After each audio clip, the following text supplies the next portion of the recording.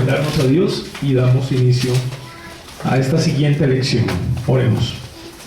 Padre nuestro, en el nombre de nuestro Señor Jesucristo, venimos delante de ti en esta tarde, rogando que tú seas ayudándonos, seas guiándonos, dirigiéndonos con tu Espíritu Santo.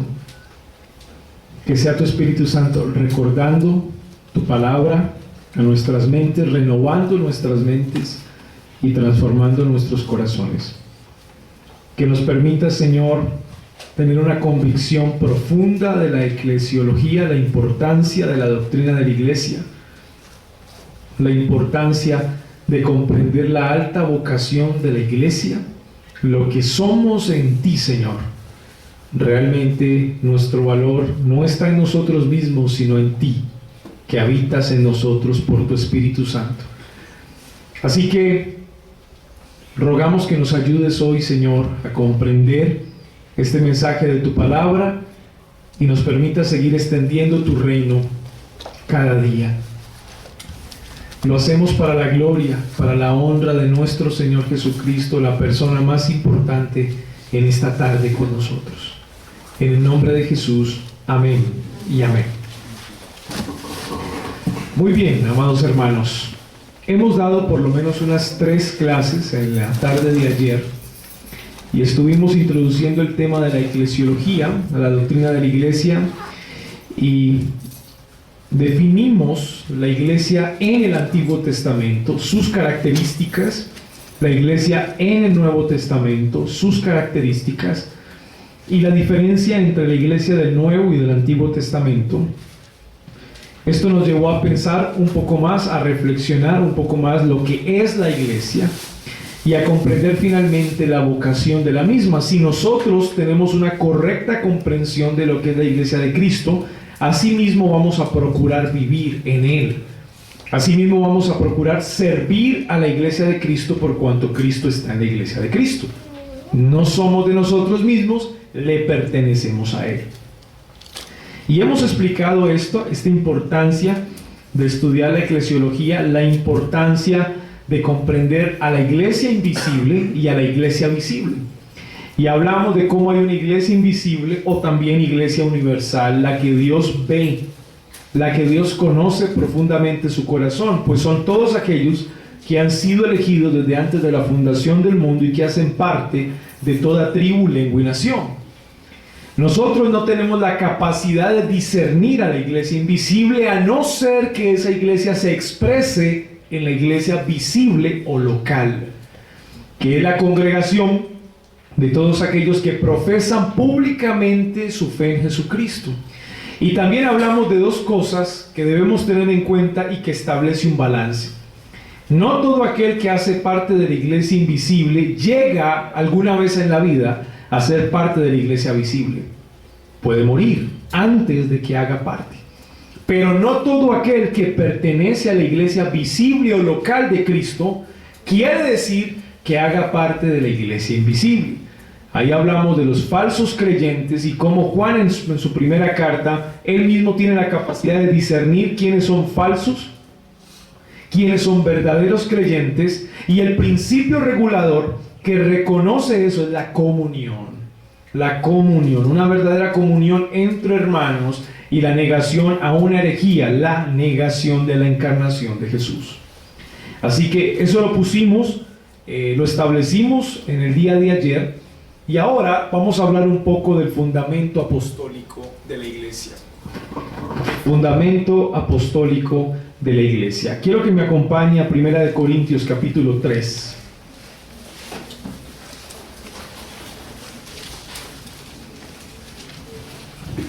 Versículo 9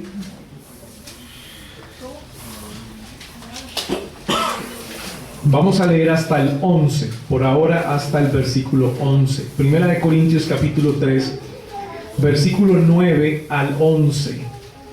Un voluntario que por favor lea.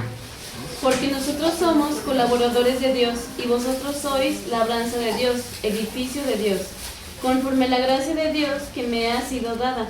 Yo como perito arquitecto puse el fundamento y otro edifica encima, pero cada uno mire cómo sobre edifica. porque nadie puede poner otro fundamento que el que está puesto, el cual es Jesucristo. El apóstol Pablo le escribe a la iglesia a Corinto, una iglesia que ha tenido muchas complicaciones, para reconocer realmente en qué consisten los dones del Espíritu Santo y cómo ejercerlos dentro de la iglesia local. Eso ha traído una problemática de desorden dentro de esa iglesia. Sin embargo, Pablo, para dar su argumento, primero les recuerda a ellos quién es el fundamento de la iglesia. Si como iglesia no entendemos quién es el fundamento, entonces nosotros no sabemos edificar, sobreedificar este edificio. Es decir, el constructor es Jesucristo, pero Él nos utiliza a nosotros para que su iglesia cada vez más se vaya formando como un edificio perfecto, más excelente. Pero ese edificio debe tener un fundamento. Es decir, la iglesia debe conocer dónde está su fundamento, sobre qué se está estructurando. Ese fundamento para Pablo es Jesucristo. Por eso lo dice en el versículo 11, porque nadie puede poner otro fundamento que el que está puesto. No pueden haber dos fundamentos, porque si hay dos fundamentos, tienen que haber dos estructuras, dos edificios. Pero como la iglesia es una sola y la unidad de la iglesia está en Cristo mismo como Señor y cabeza de la iglesia, entonces tiene que existir un solo fundamento en la cual se construye la iglesia. Y Pablo dice, el cual, versículo 11, es Jesucristo. Aquí hay una especie de coacción entre el apóstol Pablo y nuestro Señor Jesucristo. ¿En qué sentido? En el sentido de que Él reconoce que Él es responsable de sobreedificar la iglesia. O sea, Él es responsable de contribuir a la correcta estructura de la iglesia. Pero el fundamento de esa estructura es Jesucristo. Así que esto trae un balance muy importante que nosotros debemos tener en cuenta. Nosotros somos la iglesia de Dios, pero somos colaboradores de esa edificación de la iglesia, pero Jesucristo es el único fundamento. Ninguno de nosotros puede creer que es el fundamento de la iglesia. Ninguno de nosotros nos podemos atribuir que nosotros somos ese fundamento sobre el cual se levanta la estructura. No, el fundamento es Jesucristo, versículo 12. Y si sobre este fundamento alguno edificare oro, plata, piedras preciosas, madera, heno, hojarasca, la obra de cada uno se hará manifiesta, porque el día la declarará, pues por el fuego será revelada, y la obra de cada uno, cual sea, el fuego la probará. Pablo está reconociendo que cada uno de nosotros como miembros de la iglesia tenemos la responsabilidad de continuar con la construcción y se nos será juzgado en el día del juicio final lo que hayamos hecho. Lo que hayamos hecho. El Señor nos juzgará a cada uno de nosotros por lo que hicimos mientras estuvimos en este cuerpo, en este edificio. Él nos juzgará a cada uno como colaboradores.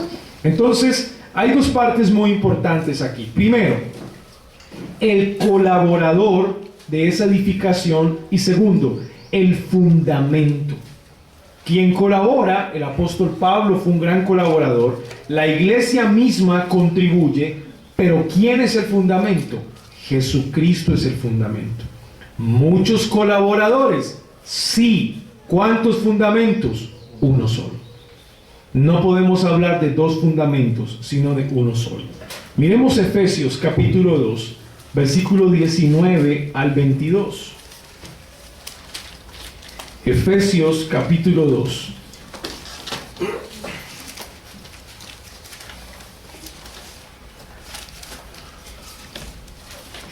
Versículo 19 al 22. Alguien que por favor lo lea.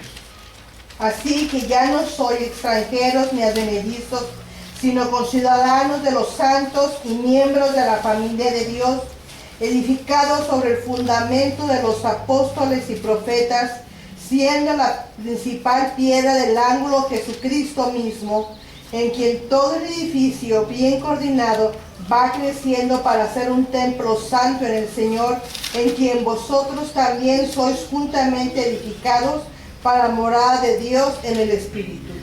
Miren qué interesante lo que dice Pablo ahora a otra iglesia, que es la iglesia de Éfeso. Está muy relacionado con lo que le dijo a la iglesia de Corinto en el capítulo 3, va muy de la mano. Pero acá el contexto habla de otra cosa. Tiene relación, pero inicialmente habla de otra cosa. Pablo está estableciendo la unidad que hay ahora en el pueblo de Dios entre gentiles y judíos. Ya no existe más la barrera o la pared que los separa. Ya no hay dos pueblos. No hay un pueblo que se llame judío delante de Dios y no hay un pueblo que se llame la iglesia delante de Dios. Pablo se encarga de demostrar cómo en Cristo y por la circuncisión, ya no del cuerpo, sino del corazón, el judío que cree en Cristo y el gentil que cree en Cristo hacen parte del mismo pueblo de Dios. Y a ese mismo pueblo de Dios se le llama la iglesia de Cristo.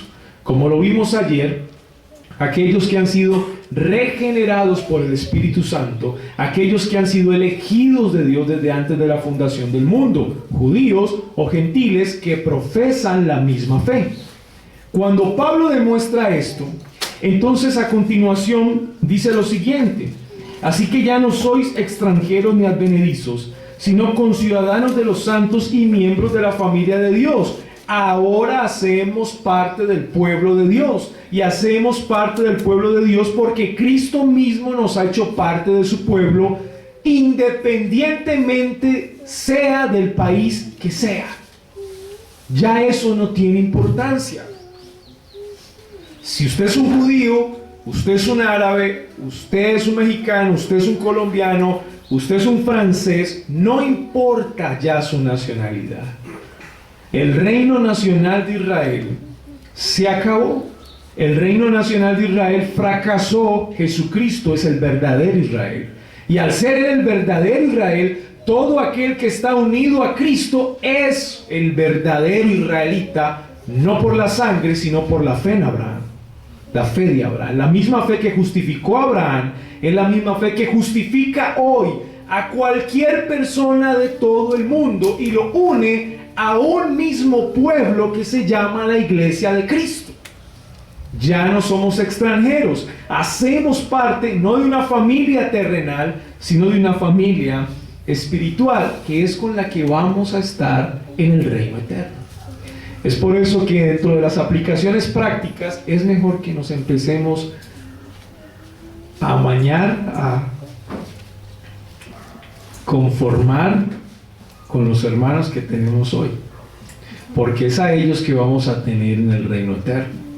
¿Sí? Es con ellos que vamos a estar en el reino eterno. Recuerden que la santificación en la tierra es una antesala de la santidad que vamos a vivir en la eternidad. Es una antesala. Cuando la iglesia de Cristo camina en santificación y crece en santificación, se está preparando y está mostrando gran anhelo por vivir en esa eternidad con Cristo. Cuando la iglesia fracasa en su santificación, está reflejando rechazo a la santidad en Cristo en la eternidad. Este caminar ahora es una antesala a lo que vamos a vivir, como lo dice Hebreos capítulo 6, versículo 4 en adelante, hablando de aquellos que son falsos creyentes, pero que aún así gustaron el don celestial, la buena palabra y los poderes del siglo venidero. Las primicias del Espíritu, cuanto más los que son verdaderos creyentes hemos probado lo bueno. No vamos a querer estar con el Señor para siempre, así que hacemos parte de esa familia. Y continúa Pablo en el versículo 20: edificaos sobre el fundamento. ¿Cuál fundamento? El mismo fundamento de 1 Corintios 3. ¿Y cuál es el fundamento de 1 Corintios 3 según Pablo? Jesucristo. ¿Y cuántos son? Un solo fundamento.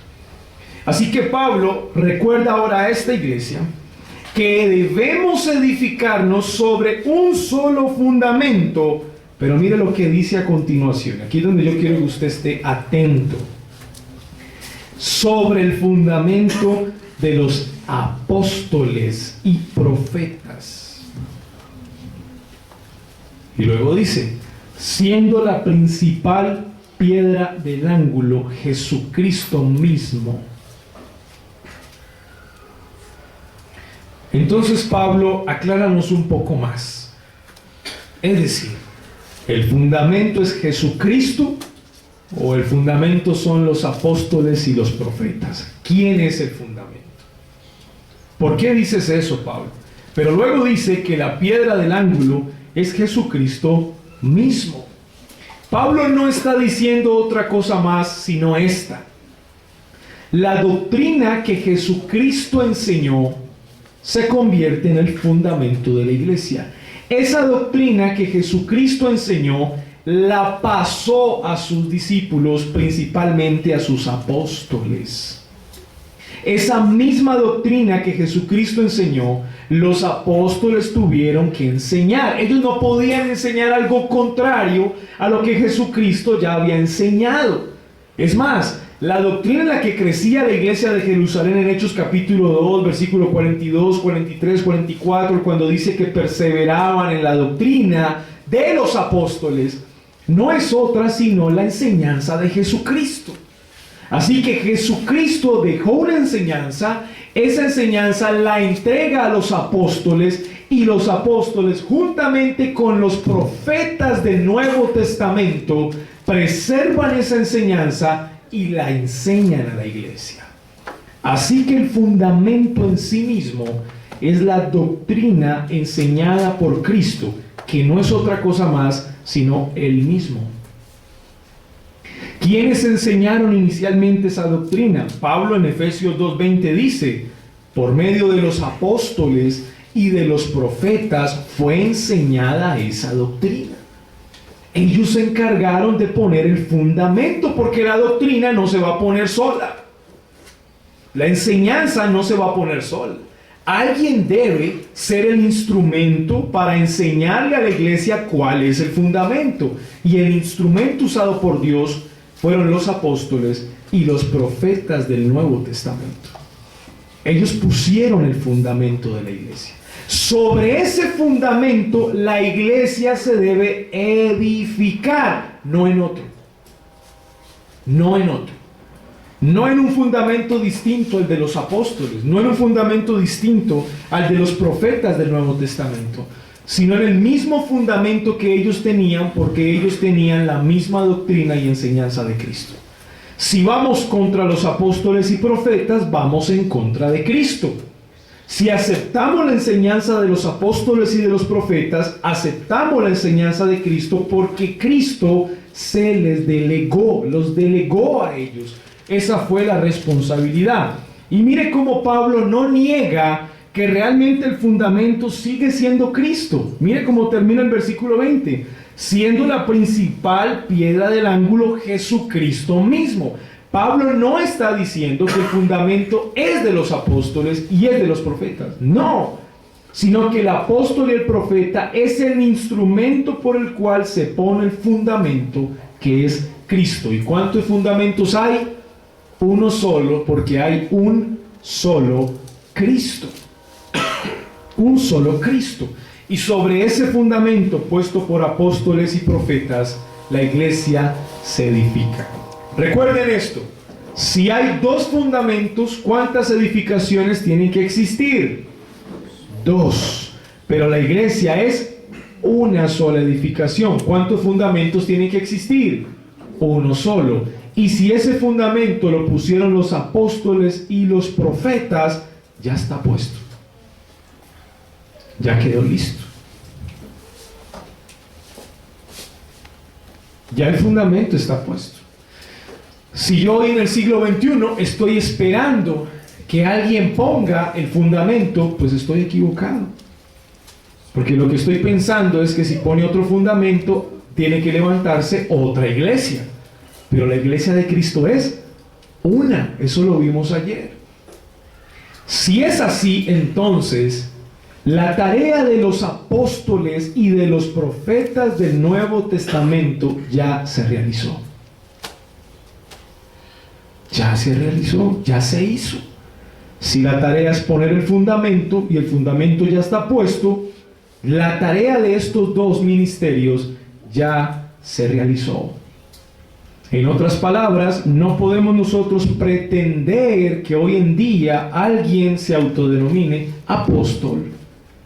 Porque aquel que se autodenomina apóstol hoy está queriendo decir que él tiene otro fundamento. Y si él tiene otro fundamento, entonces yo tengo que pensar en edificar otra iglesia sobre ese fundamento. Y la iglesia es una sola. Así que de plano, esto nos hace comprender y entender que el ministerio apostólico del Nuevo Testamento ya cesó. No podemos esperar a un apóstol. Ahora, mírenlo bien. Toda esta visión apostólica y movimiento apostólica es nuevo. Usted sabía que es nuevo. Eso realmente es nuevo. Después de que los apóstoles de Cristo terminaron su labor en el siglo I, la iglesia empezó a dividirse, por lo menos en el periodo patrístico, entre obispos, pastores o presbíteros. En el siglo II tenían el mismo nombre. Obispo, pastor y presbítero eran igual. Describían una labor diferente, pero era la misma persona. Nadie en el siglo II quería ser apóstol. Nadie. ¿Sabe por qué? Porque habían entendido que el fundamento ya estaba puesto. Ya lo entendieron. Y es más, la división de la iglesia a partir del siglo III y IV, y se empieza a convertir en una institución humana, no divina, sino humana. Ya el hombre le empieza a dar una forma específica. La creencia de los supuestos apóstoles va a detonar en la creencia del Papa. Mírenlo bien. Porque entonces va a haber una doctrina que se va a empezar a enseñar, y es la doctrina de la sucesión apostólica. Por cuanto los apóstoles dejaron un fundamento, sin embargo, ellos tenían la autoridad de delegar otros apóstoles, que no le van a llamar apóstoles, sino padres de la iglesia. Así que realmente la doctrina que se desarrolla con el pensamiento de sucesión apostólica va a detonar en lo que nosotros hoy conocemos como la tradición católico-romana y el magisterio de la iglesia. O sea, la línea es católico-romana. En ningún momento esa línea es protestante, evangélica. Lo interesante es esto, que al finales del siglo II, los montanistas, un grupo de seguidores de un hombre llamado Montano, que él se autoproclamó profeta. Si él se autoproclamó profeta, es porque él tiene una revelación de parte de Dios que va a poner un nuevo fundamento. Sin embargo, la iglesia, haciendo apologética o defensa de la fe, lo declaró hereje. Porque la misma iglesia, dentro de su línea histórica, desconocía toda autoproclamación apostólica y profética. La misma iglesia desconocía esa autoproclamación. No los veían con buenos ojos. ¿Por qué no los veían con buenos ojos?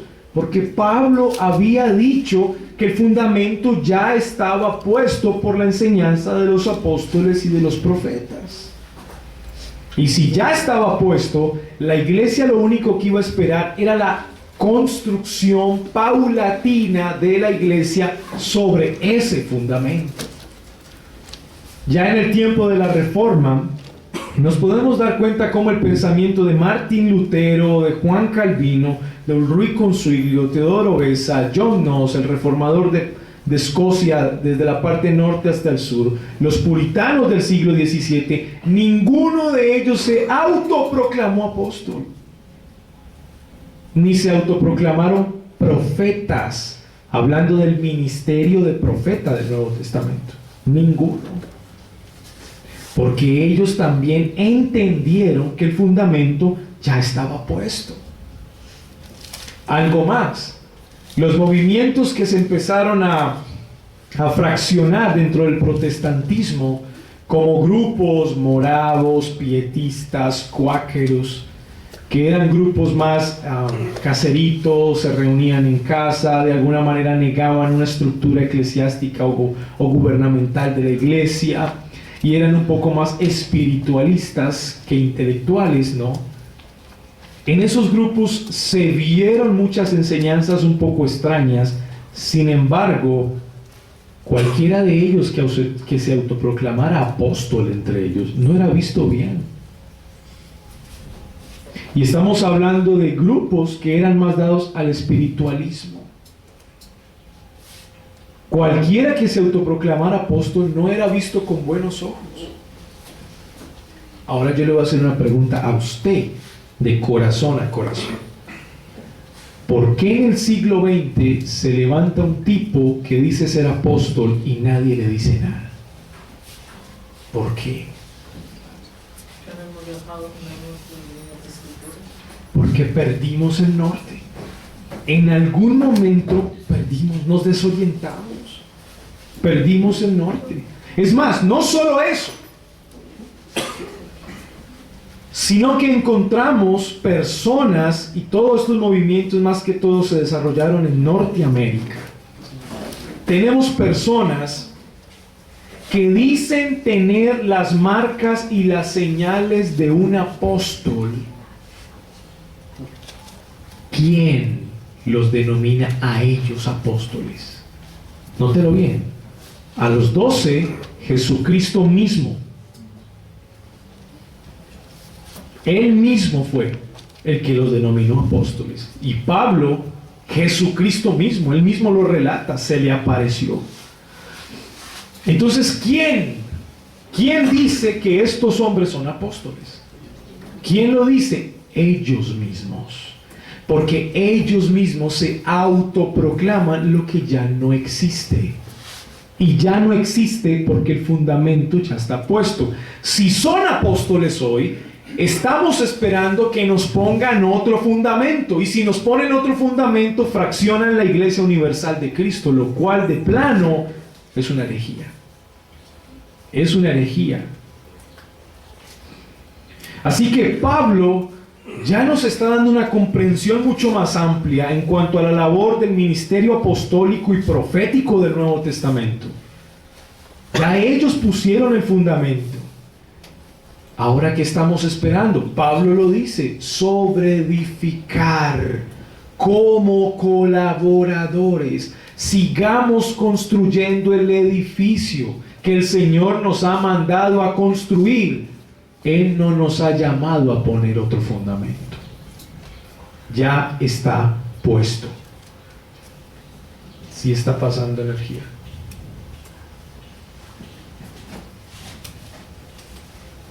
Creo que no.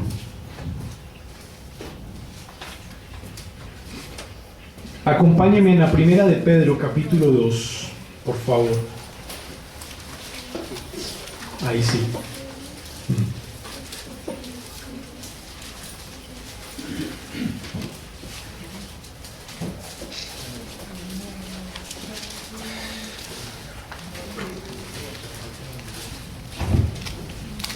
Versículo 4 y 5. Un voluntario que por favor lea estos dos versículos. Acercándonos a él, piedra viva, desechada ciertamente por los hombres, mas para Dios escogida y preciosa. Vosotros también, como piedras vivas, ser edificados como casa espiritual y sacerdocio santo, para ofrecer sacrificios espirituales aceptables a Dios por medio de Jesucristo. Noten ustedes algo. No leemos en el Nuevo Testamento que la iglesia esté llamada a poner otro fundamento. No lo leemos. Pablo a Corinto, edificados, sobre edificados en este edificio como colaboradores. Pablo en Éfeso, sobre edificados sobre el fundamento de los apóstoles y de los profetas, que es Cristo mismo. ¿Lo notaron? Ahora Pedro escribe, ¿y qué dice Pedro? Como piedras vivas, sed edificados. O sea, en ningún momento se le llama a la iglesia a poner otro fundamento. Ya después de que el fundamento está puesto, no se le llama a poner otro fundamento. ¿Y eso qué quiere decir? Que el ministerio apostólico y el ministerio profético, pues ninguno de nosotros debe estar aquí esperando ser un apóstol o un profeta del Nuevo Testamento.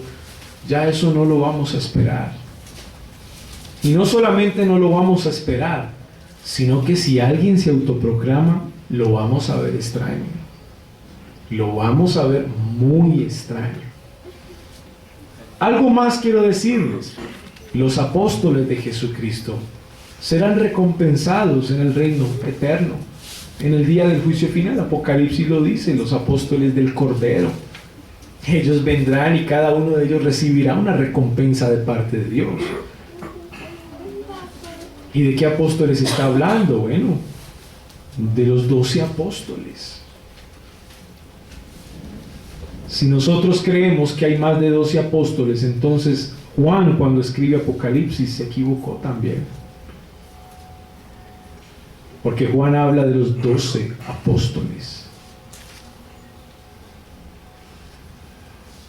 Así que el Nuevo Testamento es muy claro respecto a ese fundamento. Vamos a Apocalipsis 2:2. Escribe, yo conozco tus obras y tu arduo trabajo y paciencia, y que no puedes soportar a los malos y has probado a las que se dicen apóstoles y no lo son, y los has hallado mentirosos. Ya habían falsos apóstoles a final del siglo I. Eso no es nuevo. Ya habían. Y miren qué tan tremendo. La exhortación a la iglesia de Éfeso. ¿Recuerdan eso? ¿Dónde estuvimos ahora? Cuando Pablo dijo que ya el fundamento estaba puesto por medio de los apóstoles y profetas, siendo la piedra angular Jesucristo mismo. ¿Dónde lo dijo Pablo? ¿Se lo dijo a quién? A la iglesia de Éfeso. Ahora estamos leyendo el mensaje a Éfeso desde el libro de Apocalipsis. ¿Y qué le dice? Miren bien. Has probado a los que dicen ser apóstoles y no lo son.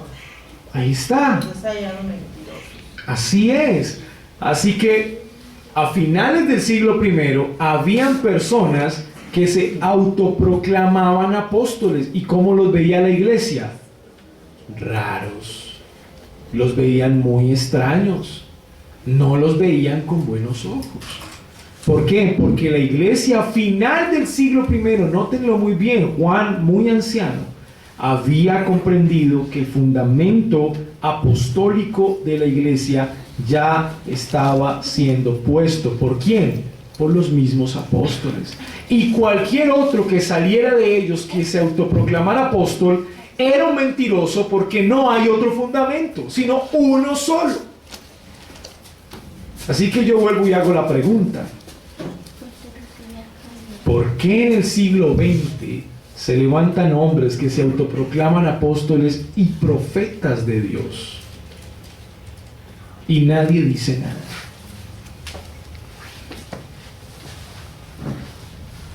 Realmente es algo que se ha aumentado en los últimos años y cada vez de una manera más desastrosa, mucho más desastrosa para la iglesia. ¿Y qué debemos hacer como iglesia? Bueno, primero nosotros debemos conocer esto por la Escritura.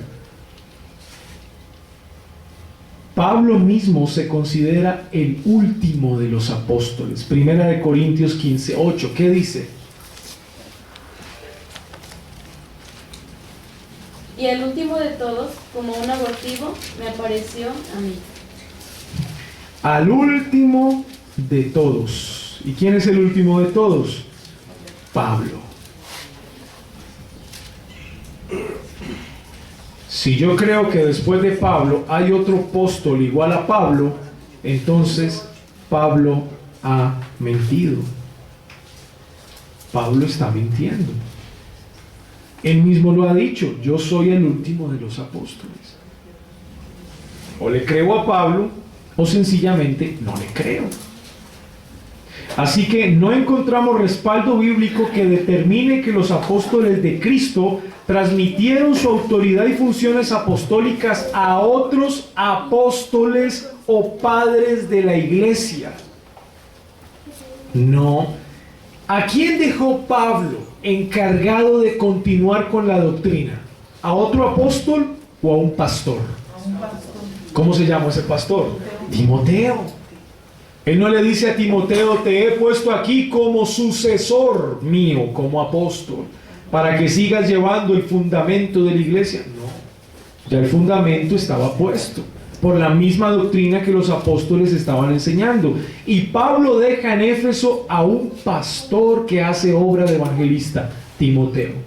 Pablo deja en Creta a otro pastor que hace obra de evangelista, Tito. Así que no hay sucesión apostólica. No hay sucesión apostólica bíblicamente. Los apóstoles debían haber caminado con Jesús, realizar milagros y ser testigos de la resurrección de Cristo. Este es el perfil de alguien que era un apóstol, y el que no lo cumpliera, pues no podría hacerlo. Miremos Hechos capítulo 1, versículo 21 al 22.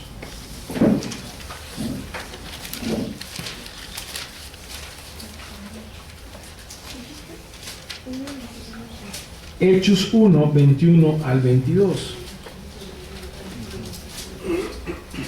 ¿Qué dice? Es necesario, pues, que de estos hombres que han estado juntos con nosotros todo el tiempo que el Señor Jesús entraba y salía entre nosotros, comenzando desde el bautismo de Juan hasta el día en que de entre nosotros fue recibido arriba, uno sea hecho testigo con nosotros de su resurrección. Muy bien.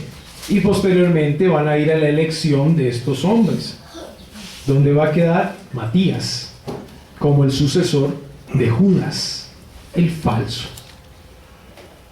Pero para ellos elegirlo, que fue por suerte de más, y es muy interesante comprender qué significa la suerte en la Biblia, ¿no? Porque así como Jonás fue echado por suerte al mar, así mismo escogieron por suerte a Matías. Y la suerte en la Biblia no es otra cosa sino el reconocimiento de la voluntad de Dios. Es decir, yo no sé a quién elegir, tú no sabes a quién elegir. Bueno, según este instrumento, lo que salga es lo que Dios ha elegido. Hay un reconocimiento de la voluntad de Dios. En otras palabras, la suerte no existe. Eso es, no existe. Sea lo que salga, Dios lo ha elegido. No existe la suerte. ¿Vas tú o voy yo? Bueno, entonces vamos a tirar una moneda. Ah, voy yo. Suerte. No, no es suerte. Dios determinó desde antes de la fundación del mundo que la moneda cayera de esa manera ahí. No es suerte. Y Dios propuso en el corazón hacer eso, tirar la moneda. Así que la manera como ellos escogieron, que el Nuevo Testamento le llama suertes, por lo general se le dice suertes, realmente no es suerte, sino que es una especie de ritual o práctica que determina la voluntad de Dios para tomar decisiones. Y cuando ellos eligen a Matías, lo eligen porque cumple el perfil de un apóstol. ¿Cuál es el perfil del apóstol? Vamos a mirarlo de nuevo, versículo 21. Es necesario pues que de estos hombres que han estado juntos con nosotros todo el tiempo que el Señor Jesús entraba y salía entre nosotros, miren ustedes, han sido testigos de Jesucristo, comenzando desde el bautismo de Juan hasta el día en que entre nosotros fue recibido arriba. O sea que para ser apóstol se tenía que haber caminado con nuestro Señor Jesucristo, haber sido testigo ocular de nuestro Señor Jesucristo. Este era el perfil que debía llenar. Así pues, uno se ha hecho testigo con nosotros de su resurrección. Tenían que haber sido testigos no solamente de su ministerio, sino también de su resurrección. Cualquiera podría llenar ese perfil, ¿cierto? No cualquiera, sino solamente los que caminaron con Jesús y le vieron resucitado. Primera de Corintios 12:12.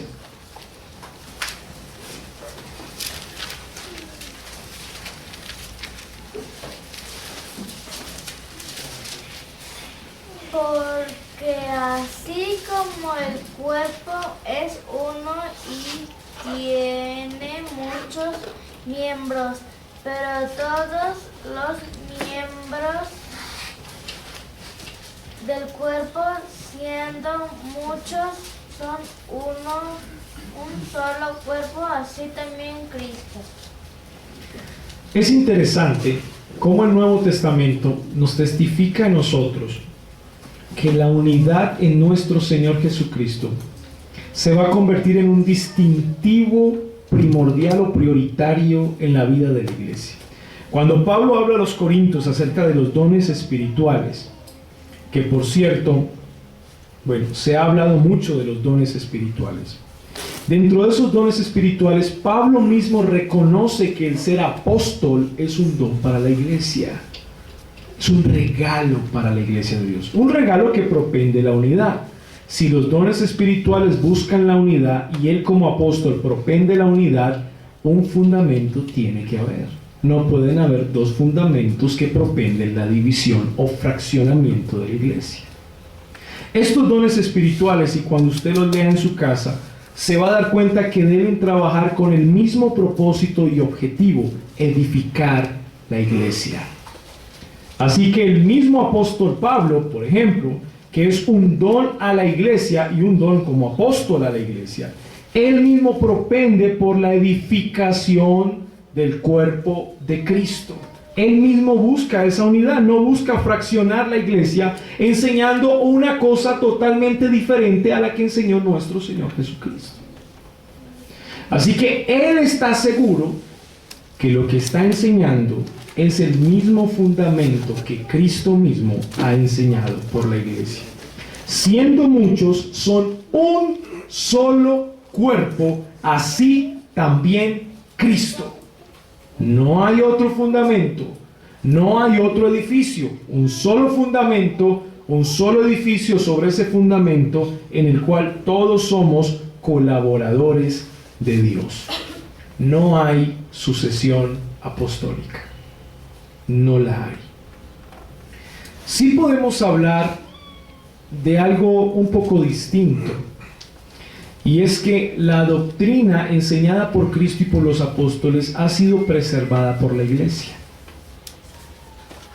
Y esa misma doctrina que ha pasado de generación a generación no ha tenido otro propósito sino de edificar a la iglesia. Gracias a la preservación de esa doctrina, nosotros estamos aquí hoy. Porque si no fuera por esa doctrina preservada, primeramente por el Espíritu Santo, nosotros no estaríamos aquí. Así que aunque no hay sucesión apostólica, sí se ha preservado la doctrina de los apóstoles, de generación en generación, primeramente por el Espíritu de Dios y en segundo lugar por los pastores y predicadores de la palabra de Dios. Por ese trabajo, amados hermanos, usted y yo estamos aquí. Concluyo con esto. El ministerio apostólico y el ministerio profético del Nuevo Testamento tenían un objetivo. Ese objetivo era poner el fundamento de la iglesia. Si ya el fundamento está puesto, no necesitamos apóstoles ni profetas hoy en medio de la iglesia. Ya no los necesitamos. Y cualquiera que se autoproclame profeta o apóstol dentro de la iglesia, pues nosotros vamos a tener que hacerle muchas preguntas al respecto. Muchas. Mire que Pablo fue cuestionado. Eso es muy interesante. Pablo, el apóstol a los gentiles, fue cuestionado por la iglesia corintia. ¿Por qué? Por esto mismo, porque la iglesia comprendía que ya habían 12 y le cuestionaron su apostolado. Casi que la primera carta a los Corintios, en parte, y la segunda carta a los Corintios es una defensa a su apostolado. Le cuestionaron el apostolado. ¿Por qué se lo cuestionaron? Porque la iglesia entendía que el fundamento estaba siendo puesto. ¿Y sabe cómo se defendió Pablo? Con milagros. Y declarando que Cristo mismo se le apareció, lo encomendó y lo llamó. Y alguien puede decir, eso lo puede decir otra persona, pero para que no quede duda, dice Pablo, siendo el último de los apóstoles. Cerró, sentenció. Porque alguien puede decir, pero si Pablo él dijo que tuvo una experiencia, que Cristo mismo lo llamó, cualquier hombre puede decir eso hoy. Pero el Espíritu Santo, teniendo cuidado de la iglesia, inspira al apóstol Pablo declarar: yo soy el último de los apóstoles. Y esa sentencia cierra el caso, porque ya de ahí en adelante nadie más puede pensar que Cristo se le va a aparecer como se le apareció al apóstol Pablo. O sea, mismo apóstol Pablo cierra la sentencia. Así que es muy interesante, esto es muy interesante. Miren cómo la iglesia ha estado desarrollando la doctrina en el año 60, 65 después de Cristo. Ya ellos estaban comprendiendo el fundamento apostólico. Preguntas.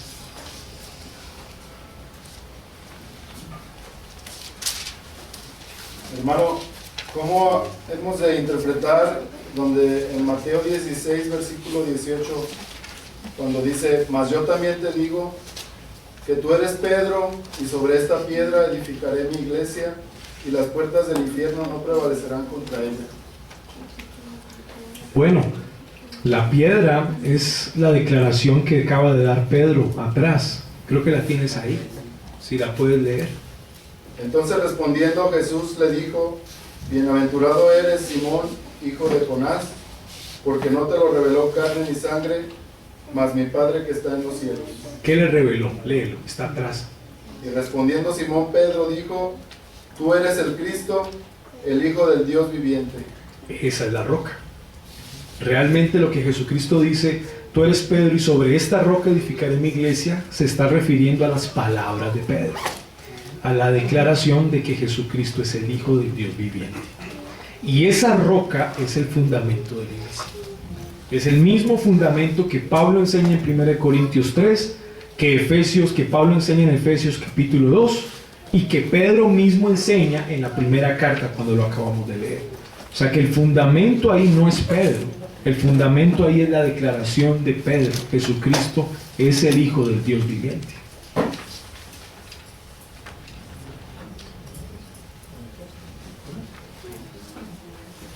Más una mención de que cuando hablamos de los apóstoles, recuerda que nos decía que miraban un perfil, Sí.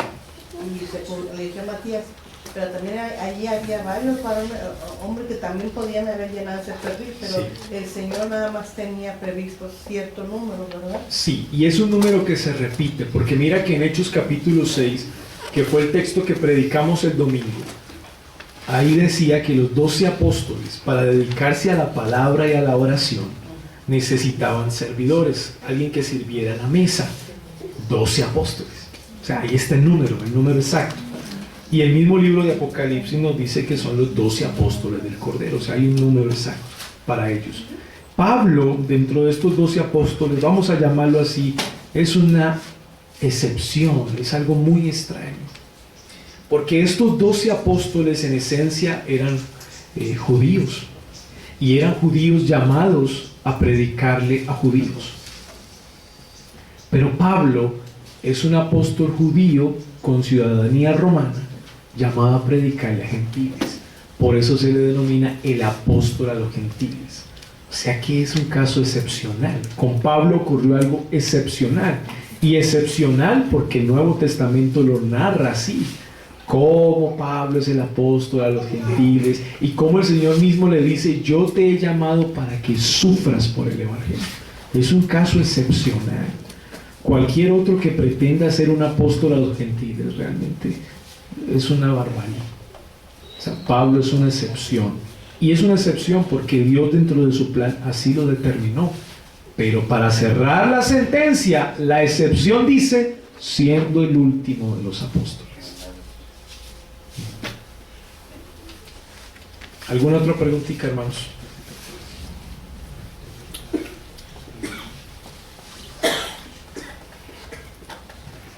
Bueno, he tenido un entendimiento acerca de la palabra apóstol. Por ejemplo, se puede realizar una separación entre apóstoles de Jesucristo y apóstoles de la iglesia. Lo digo por el significado de la palabra, que es apóstol es enviado, o era una palabra específicamente para decir que apóstol era de los que solamente conocieron a Jesús. Sí, mira que el significado primario de apóstol es alguien que es enviado, pero en el contexto del Nuevo Testamento es alguien que es enviado a poner el fundamento. Ese es el contexto del Nuevo Testamento. Alguien que es enviado a poner el fundamento. Ese alguien que es enviado a poner el fundamento ya están, ya estuvieron, ya existieron, ya pasaron, no esperamos más. Ahora, que existan personas que son enviadas, por supuesto que sí. Y eso es lo que hace el Señor continuamente. Él envía personas de un lugar a otro para poner el fundamento, ¿cierto? Para sobreedificar. No para poner el fundamento, porque ya está puesto. ¿Para qué envía el Señor personas de un lugar a otro? Para sobreedificar. Para sobreedificar la iglesia.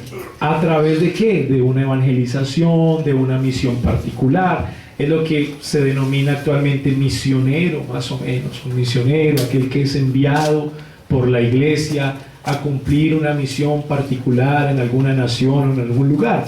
Pero ese que es enviado de forma particular no va a poner otro fundamento. Ese enviado va a sobreedificar sobre el fundamento que ya está puesto. Así que yo diría, amado hermano, que autoproclamarse apóstol simplemente porque estoy siendo enviado, yo creo que es un acto de soberbia. Es un acto de soberbia. Simplemente a mí me enviaron, soy apóstol. No, es un acto de jactancia. Porque en esencia, ¿cómo haces tú para clasificar el ser enviado y el no poner otro fundamento? Entonces es preferible y responsable llamarle un misionero o alguien que es enviado, como su palabra lo dice, ¿sí? Enviado para una misión particular en algún lugar. A alguien le dice misionero, está bien que le digan misionero. Otro le dice simplemente un predicador de la palabra, un predicador de la palabra. Evangelista. Un evangelista, aunque Bueno, yo tengo mis reservas también con el ministerio evangelístico por una sencilla razón, porque el Nuevo Testamento no dice qué es. No lo dice. El caso del evangelista Felipe, por ejemplo. Él de una manera sobrenatural estuvo en un lugar, desapareció, apareció en otro con un etíope, le predicó al etíope, lo bautizó. Pero ¿qué más se dice de un evangelista? A Timoteo le dice Pablo, haz obra de evangelista, pero Pablo era pastor. Entonces, ¿realmente qué es el ministerio evangelístico? No lo sabemos. El Nuevo Testamento no lo aclara, no lo explica. Solo sabemos que la iglesia primitiva tenía evangelistas. Felipe era uno de ellos. Pero ¿cómo funciona el ministerio evangelístico? En su esencia, ¿de qué se trata? ¿Cómo funciona? No lo sabemos. El Nuevo Testamento no lo define.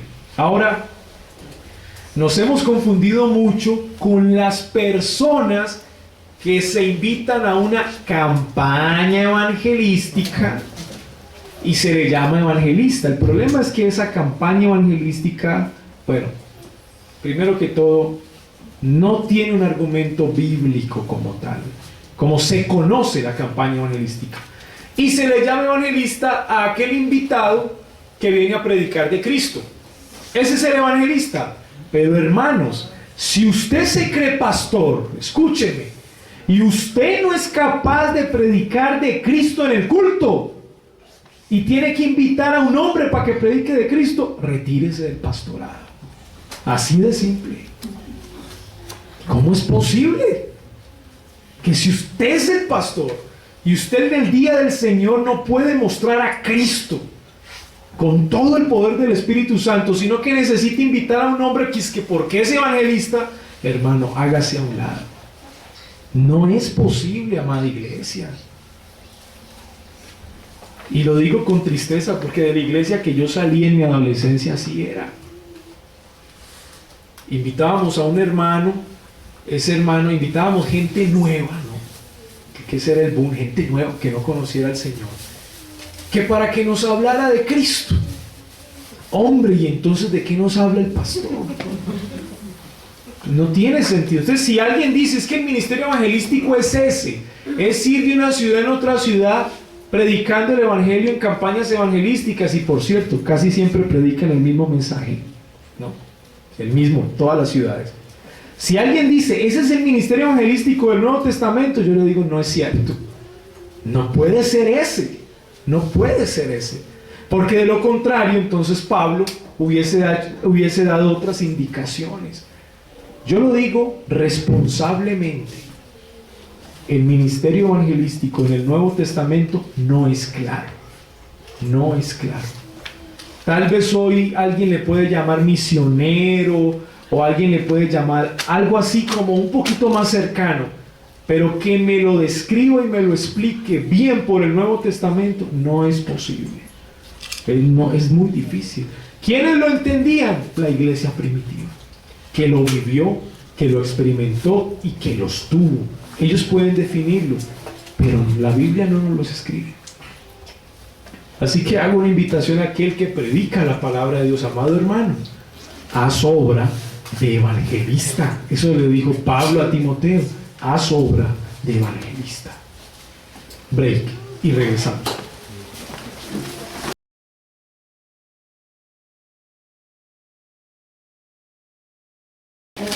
Muy bien, vamos a continuar, vamos a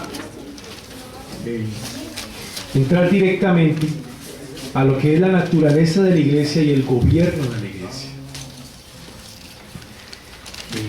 Como ustedes lo están percibiendo, ya a partir de la clase anterior ya estamos tocando temas netamente prácticos, importantes e incluso temas que pueden causar cierto tipo de pregunta, de reflexión, porque son temas muy prácticos, ya es orden, estructura, esencia de la iglesia.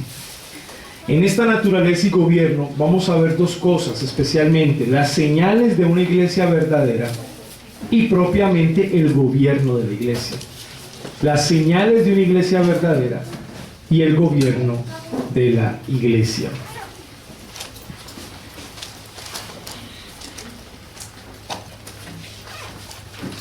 Así que aquí van las señales de una iglesia verdadera, porque en este siglo, en este mundo, para algunos posmoderno, para otros simplemente moderno, pero con algunos matices, desde un punto de vista histórico o filosófico, sea como sea, estamos viviendo una etapa bastante confusa y de mucha desilusión.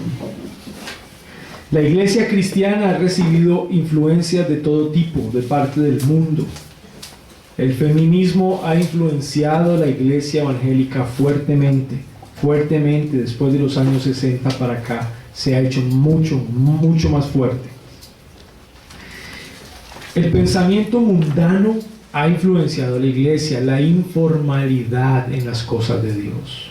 Ya hoy es informal, hoy en día simplemente te vas a reunir en la iglesia y el que va a predicar en esa iglesia pues es alguien que entra como un poquito relajado, No abre la Biblia para predicar, la abre ya cuando se va a acabar, la lee, amén, y ya.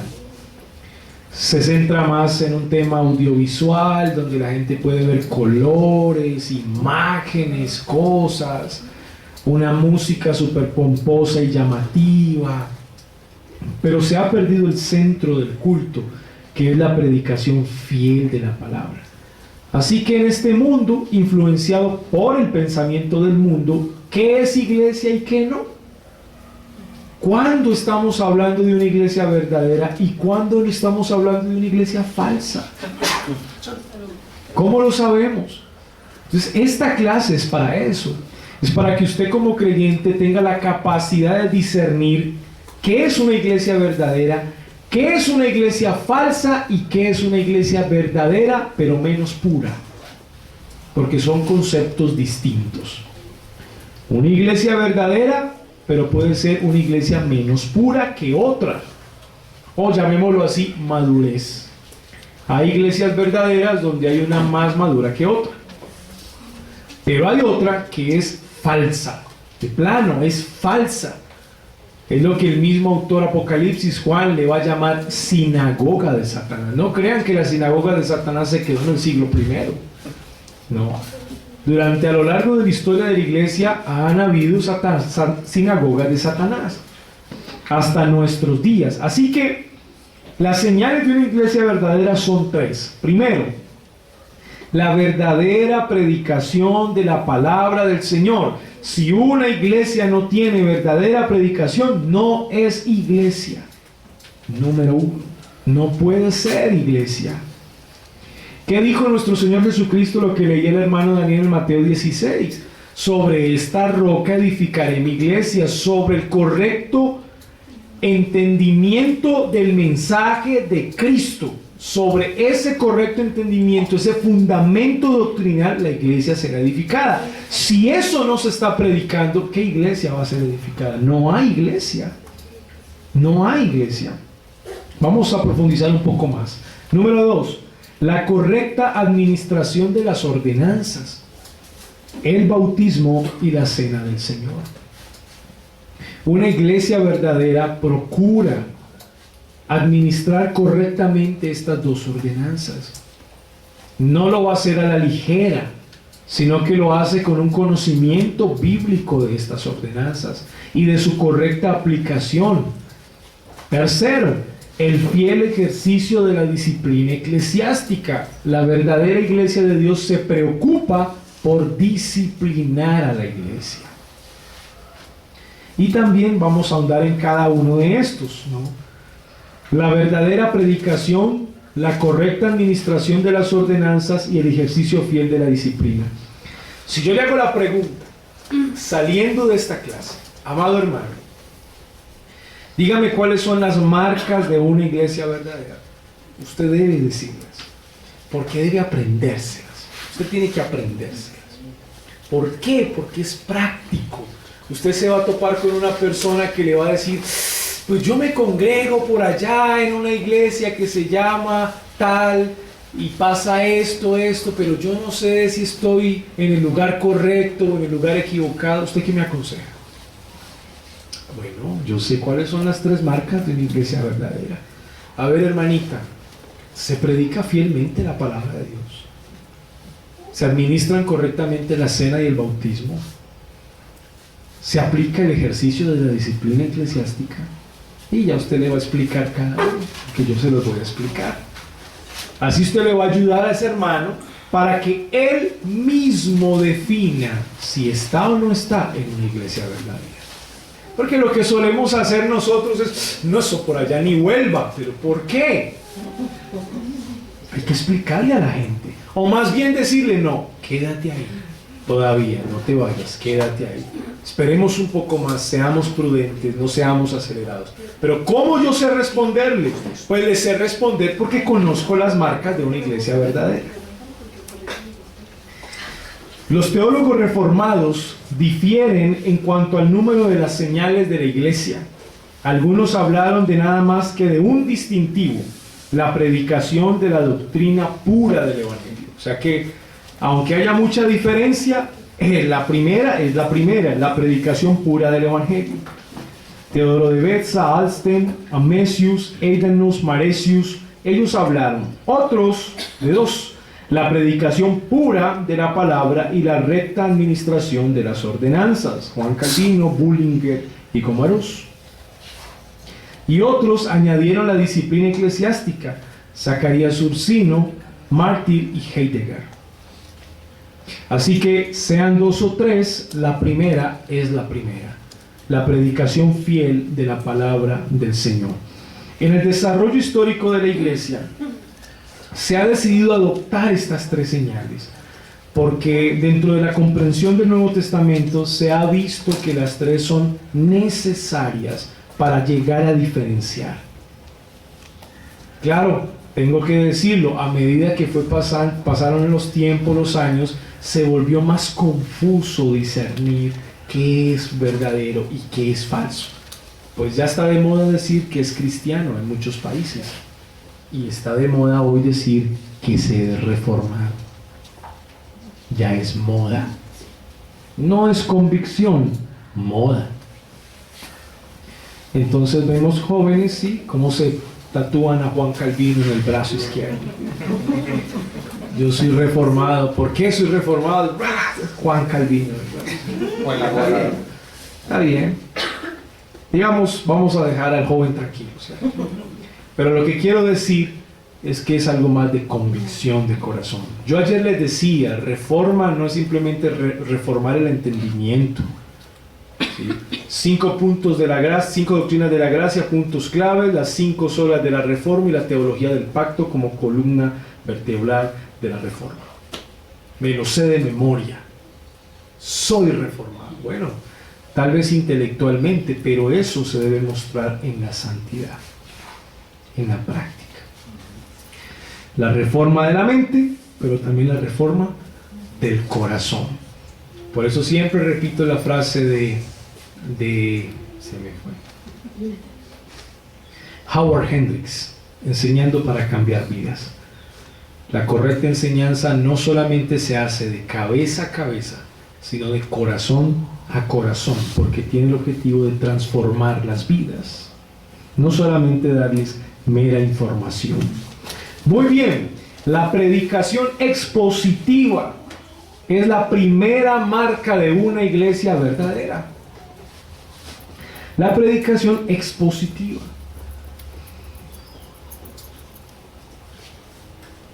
¿Qué es la predicación expositiva? La predicación expositiva es lo que Pablo le dijo a Timoteo que tenía que hacer cuando lo dejó en Éfeso. Él le dijo a Timoteo que tenía que leer, dedicarse a la lectura. Él le dijo a Timoteo que tenía que dedicarse a la enseñanza. Y él le dijo a Timoteo que tenía que dedicarse a la piedad. Debes dedicarte a la lectura, Timoteo, dedicarte a la enseñanza y dedicarte a corregir los errores de esta iglesia. Eso es aplicación, práctica, piedad práctica. Y eso era lo que tenía que hacer Timoteo. Miren ustedes, vamos a Timoteo, por favor.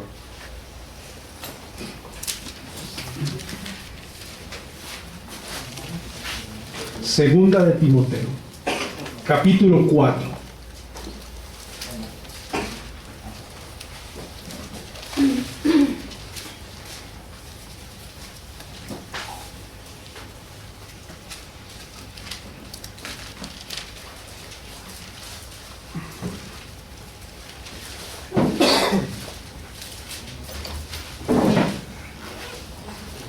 Segunda de Timoteo, capítulo 4. Versículo 1 y 2. ¿Qué dice? Alguien que por favor lo lea. Te encargo en la presencia de Dios y de nuestro Señor Jesucristo, que ha de juzgar a los vivos y a los muertos en la manifestación de su reino. Proclama la palabra y persiste diligentemente, a tiempo y fuera de tiempo. Amonesta y reprende con toda paciencia e instrucción. Bueno, este es un encargo y no es cualquier encargo. es el encargo más importante. Y yo quiero decir algo sobre este encargo que yo quiero que usted vea. Te encarezco delante de Dios y del Señor Jesucristo, no delante de los hombres, delante de Dios y nuestro Señor Jesucristo. En el lenguaje de Pablo, siglo I, estos dos testigos. Timoteo, aquí está Dios el Padre y aquí está el Señor Jesucristo. Son dos testigos. Esos testigos que juzgan a los vivos y a los muertos en la manifestación de su reino. Predica a Timoteo delante de ellos. No se la puso fácil, porque es que lo puso. ¿Sabe a quién le puso de testigo Pablo a Timoteo? Al mejor predicador de todos los tiempos, Cristo. La escena en el significado original es como si Pablo le estuviera diciendo a Timoteo: cada vez que te pares a predicar la palabra de Dios, recuerda que dentro de la audiencia tienes a Jesucristo sentado oyéndote. Es lo que él está diciendo. Y es tu testigo principal. Y él juzga a los vivos y a los muertos. En otras palabras, él te va a juzgar a ti como tú prediques.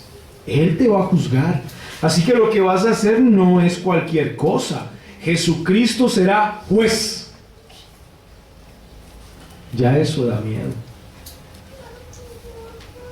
Porque si me ponen de juez al mejor predicador de todos los tiempos, el encargo no es cualquier encargo. Que prediques la palabra, no tus experiencias, Timoteo, no tu testimonio personal, que es una charlita ahí. Que vengas y vayas en conceptos y en psicología y en antropología no bíblica y en humanismo y no, la palabra, Timoteo, que instes a tiempo y fuera de tiempo. Es decir, no te canses de predicar la palabra delante del juez. Redarguye, reprende, exhorta con toda paciencia y doctrina. Esto es muy aplicativo. Confronta a la audiencia, Timoteo. Tú tienes que tener el poder del Espíritu Santo para mirar a tu audiencia a los ojos y decirles en el nombre de nuestro Señor Jesucristo, porque estás seguro que estás predicando su palabra, lo que ellos tienen que hacer. Es eso, Timoteo. Porque recuerda, Jesucristo es el juez. Y mire qué interesante la figura de juez que presenta en esta carta Pablo, porque al final del relato dice en el versículo 7: he peleado la buena batalla, Pablo, he acabado la carrera, he guardado la fe, por lo demás me está guardada la corona de justicia. Pablo también predicó delante de Cristo. Y hay una cosa tremenda aquí, mírenlo: la cual me dará el Señor, juez justo en aquel día. Pablo era consciente que cada respiro de su vida solamente se preocupaba por predicar la palabra de Cristo, nada más. Y era tan consciente que él está seguro que va a ser recompensado. Cuando esté delante de mi Señor, mi juez, de quien me he gastado toda mi vida predicando con pasión, con poder y fidelidad, el juez me recompensará. Pablo se pone como modelo referente a Timoteo, porque Timoteo es más joven que Pablo. Y le dice: ¿quieres seguir así? Mira mi carrera, Timoteo. Me he esforzado todo este tiempo, he sufrido por el Evangelio de Cristo. Mira mi carrera para que tú como predicador también seas recompensado. Si te pierdes de vista esto, te vas a perder del camino. Así que Pablo es fuerte, es enfático. Yo no sé cómo alguien es capaz de leer el capítulo 4 de 2 de Timoteo y no verlo así. Si la misma palabra griega para te encarezco es una palabra muy enfática, no es cualquier cosa. Ven y guarda eso, no es eso, es la palabra de Dios. No es cualquier cosa. La predicación de la Escritura, amado hermano, es fundamental en una iglesia, para que sea iglesia. Es fundamental. Por eso los predicadores tenemos una gran responsabilidad delante de Dios y de nuestro Señor Jesucristo primero, luego delante de la iglesia. Así que la predicación expositiva se llama expositiva simplemente porque expone el texto. Es así de sencillo. Expone o explica el pasaje bíblico. Por eso se llama expositiva. Porque si yo voy a leer el texto, yo no voy a decir lo que yo creo que el texto dice, sino lo que el texto verdaderamente enseña. Por eso se llama predicación expositiva. Porque el predicador explica el texto. Deja que el texto mismo hable a la iglesia. Como decía un teólogo, el predicador no ofende a nadie, solamente abre la palabra de Dios y te va a dar cuenta que ella misma ofende a los hombres. No es el predicador. Si la dejáramos hablar, como lo decía Charles Spurgeon, nos gastamos defendiendo las escrituras, pero no la defiendas. Nomás ábrela y verás que ella se comporta como un león. Ese es el poder de las escrituras. La predicación expositiva es la verdadera predicación de la palabra de Dios. Esta predicación expositiva fue la de Jesucristo mismo. Cuando Él tomó el Antiguo Testamento y enseñó el Antiguo Testamento, Jesucristo explicó el Antiguo Testamento. Él mismo lo explicó. Él mismo le dio el valor a las Escrituras. Él mismo le dio la autoridad a las Escrituras. Cuando iba camino a Emaús, dijo: la ley, los profetas y los salmos hablan de mí. Él mismo le está dando paternidad literaria a los autores del Antiguo Testamento. Está reconociendo la inspiración del Espíritu Santo con esos hombres y al mismo tiempo está diciendo que la palabra habla de él. Y quiero avanzar un poco más. Así que el predicador tiene que leer el texto. El predicador tiene que leer el texto en la iglesia. Tiene que pararse con autoridad. Alguna vez, recuerdo, estaba hablando con un pastor que, digamos así, dentro del ámbito reformado es muy popular. Y él predicó y me tocaba predicar a mí después de él. Yo voy como tirándome las de humilde y le digo: hermano, pero es que si usted, imagínese, predicó usted y ahora yo, imagínese. Ahora voy a decir cualquier cosita ya, pero lo dije como en broma. Me miró serio. Me dijo: Alejandro, eso es orgullo. Porque usted tiene que pararse a predicar con la misma seguridad y poder con el que yo me paré a predicar, independientemente sea yo quien sea, usted quien sea. Y si usted no está dispuesto a hacer esto, entonces no prediques. Es que aquí no se trata que predicó él y después voy yo. No. Se trata de que si el Señor me llamó a predicar y me dio un texto, tengo que predicarlo. Con pasión, con seguridad y con poder, independientemente. Así que me llamo orgulloso y soberbio. Y efectivamente, así es. Así es. Así que la predicación expositiva se debe leer la Escritura. Usted se tiene que parar como predicador y abrir la Biblia con autoridad. Usted tiene que abrirla con autoridad. Y tiene que decirle a la iglesia: vamos al texto bíblico. Abra su Biblia en tal texto. Y la iglesia debe ir. Si usted es un hermano y usted tiene que estar esperando que él diga: abra la Biblia, porque si no dice que abra la Biblia, ¿qué estoy haciendo acá? No, abra la Biblia. Y usted abre la Biblia y el predicador, con el poder del Espíritu Santo, la lee. La lee. Y lo hace bien, la procura leerla bien, con todos los acentos, el estilo, el género, todo, la lee bien. Y luego que la lee, explica ese pasaje bíblico, el predicador. Ese es el punto 2 de la predicación expositiva, la explicación. Y esa explicación contiene una estructura literaria, en otras palabras, un bosquejo definido, donde el predicador le va a decir a la iglesia: Número 1, número 2 y número 3. Hasta que un niño le entienda, hermano.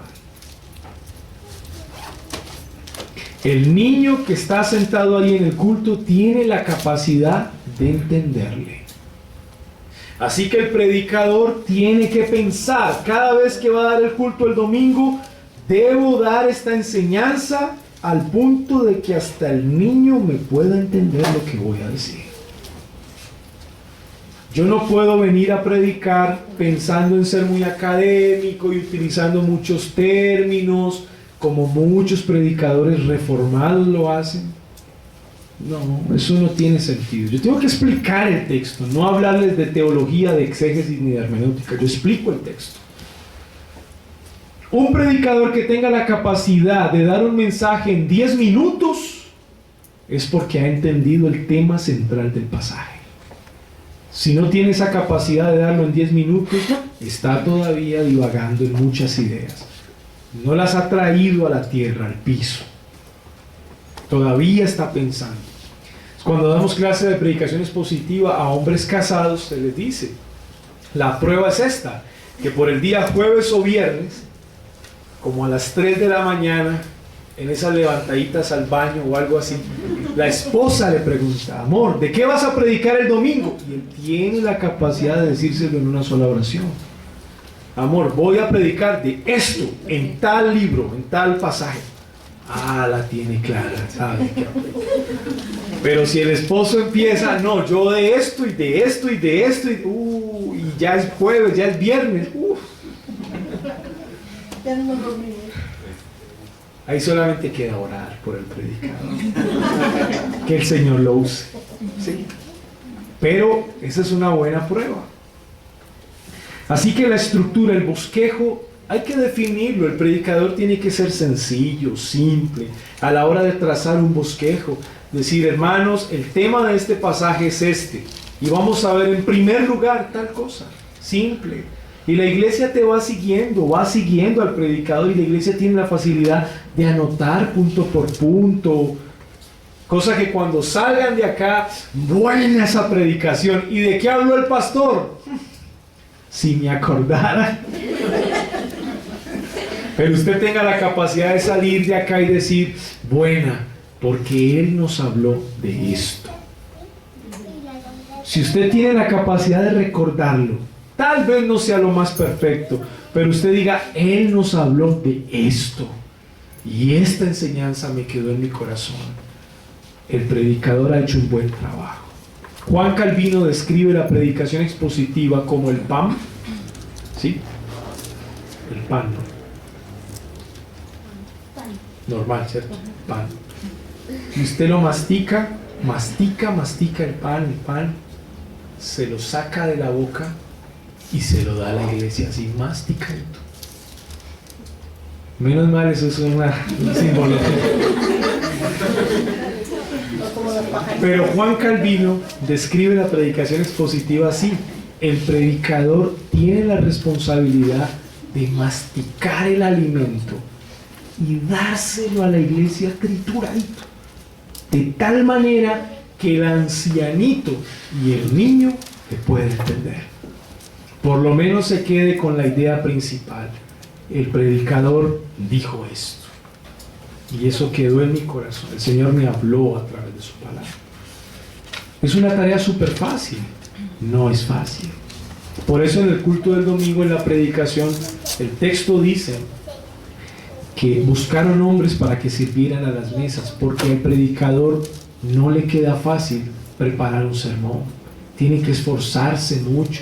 Y cada vez que él vaya haciendo estos 3 pasos que están aquí, requiere mucha práctica.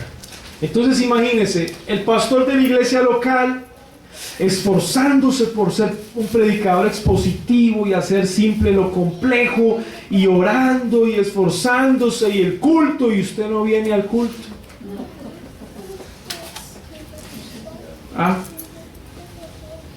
Cuando hay un predicador que se esfuerza en predicar fiel, la iglesia le tiene que respaldar, porque la iglesia identifica, dice, está predicando fiel la palabra. se está esforzando, vemos que se está esforzando, bien, y hay que venir. Porque si yo digo, no, está mejorando, pero no voy, no estamos valorando el trabajo del predicador. El predicador se esfuerza, dedica tiempo a la oración, a la meditación y a esto, que no es fácil. No es fácil traerlo complejo y hacerlo simple, no simplista, simple, que es diferente, y entregarlo a la iglesia. Hay una estructura literaria, hay un bosquejo definido, y el predicador explica el significado original del texto, no otra cosa.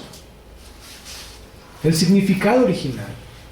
Así que cuando Pablo le escribe a Timoteo en tal año, en el siglo I, en la iglesia de Éfeso, la cual estaba experimentando ciertas aflicciones y pruebas en aquel tiempo, la intención de Pablo era esta: significado original.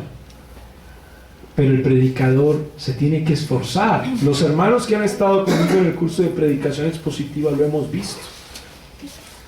Como hay que investigar el autor, el documento y la audiencia. Autor, documento y audiencia.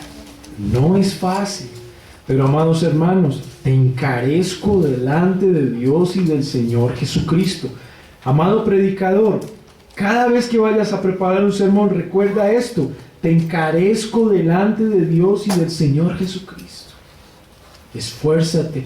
Tal vez al principio tus sermones no van a ser los mejores, pero no importa. Esfuérzate. El Señor te ayuda. Él te va dando la capacidad. El Espíritu Santo te va dotando de poder.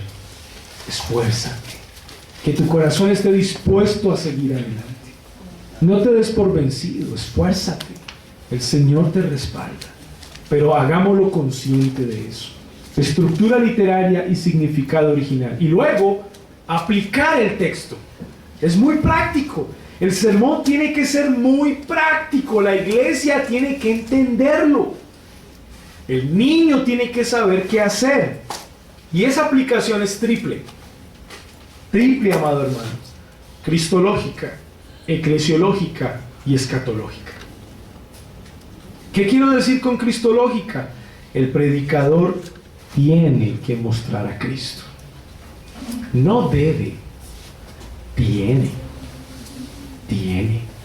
Pero hermano, yo estoy dando una serie del Antiguo Testamento. Bien difícil que usted quiso hacerlo. Porque aunque sea del Antiguo Testamento, tienes que mostrar a Cristo. Recuerden, hermanos, que la iglesia no es una sinagoga judía, donde yo me paro a hablar de leyes del Antiguo Testamento y cosas del Antiguo Testamento y no hablo de Cristo. Pues para eso convoco un grupo de judíos. Pero la diferencia entre una sinagoga judía y la iglesia de Cristo es que predique lo que predique, desde Génesis hasta Apocalipsis, voy a mostrar a Cristo en el texto. Cristo tiene que estar en el texto. Tal vez no de manera explícita, pero implícita está. Tal vez no se va a reflejar porque no lo va a decir, pero puedo acercar al texto. Steve Lobson, un maestro de predicación expositiva, enseñaba la diferencia entre mostrar a Cristo de manera explícita, cuando el texto mismo habla de aquel que ha de venir, el siervo de Dios, o el prometido, o el profeta que se esperaba, o el sumo sacerdote. Todo esto que se espera y se ve muy visible en el Antiguo Testamento que habla de Jesús, y cuando el texto por ningún lado. Aún así, cuando el texto por ningún lado, el predicador debe acercarlo a Cristo. De lo contrario, sería una predicación moralista y no cristiana. Y les voy a definir los dos términos. Recuerden, moralismo o moralista es una persona moralmente correcta, sin Cristo y para su propia gloria. Moralista es una persona moralmente correcta, sin Cristo y para su propia gloria. Entonces, si eso es moralismo, ¿qué es verdadero cristianismo? ¿Cómo lo haremos? Vamos otra vez, moralismo. Una persona moralmente correcta sin Cristo para la gloria del mismo. Cristianismo.